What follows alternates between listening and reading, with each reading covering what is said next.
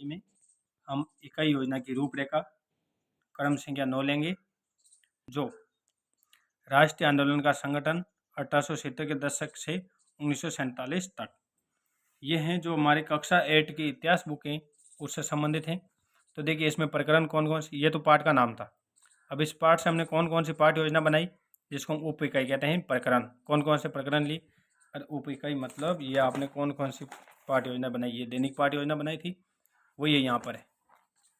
तो देखिए राष्ट्रवाद का उदय, उभरते हुए राष्ट्र की घटनाएं, महात्मा गांधी का भारत आगमन और असहयोग आंदोलन, दांडी मार्च और साइमन कमीशन और भारत छोड़ो, और उसके बाद ये हमने इस पाठ से पाठ योजना बनाई थी वो लिख दी। इसके बाद इस पाठ से प्रकरण से जो शिक्षण बिंदु थे वो लिखेंगे सबके इसी प्रकार, सबके शिक्षण बिंदु। फिर शिक्षण उद्देश्य, व्यवहारगत परिवर्तन क्या था, तो इसमें 6 उद्देश्य होता है, आपको पता है। एक तो ज्ञानात्मक, अब ज्ञानात्मक में आप ये लिख देंगे आपके हिसाब से, जगह के हिसाब से 1 2। फिर इसी प्रकार अवबोध, अवबोध में ये लिखेंगे छात्र गांधी द्वारा चलाए गए आंदोलन को स्पष्ट कर सकेंगे। फिर ज्ञानोपयोग, ज्ञानोपयोग के बाद आप लिखेंगे कौशल, कौशल के बाद आप अभिरुचि, अभिरुचि के बाद आप अभिव्यक्ति, ये लिखेंगे आप शिक्षण उद्देश्यों में, ठीक है।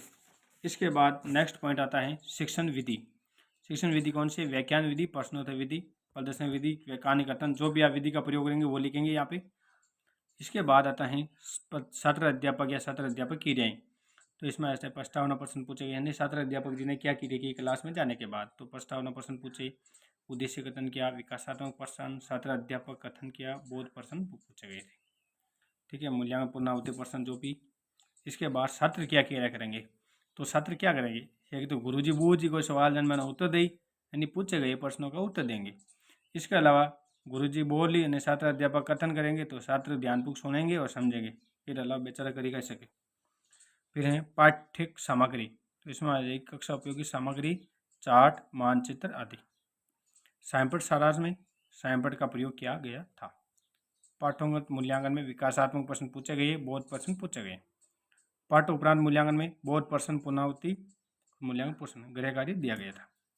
तो ये थी इकाई योजना की रूपरेखा क्रम संख्या 9, और पाठ था इतिहास का, जिसमें राष्ट्रीय आंदोलन का संगठन 1870 के दशक से 1947 तक,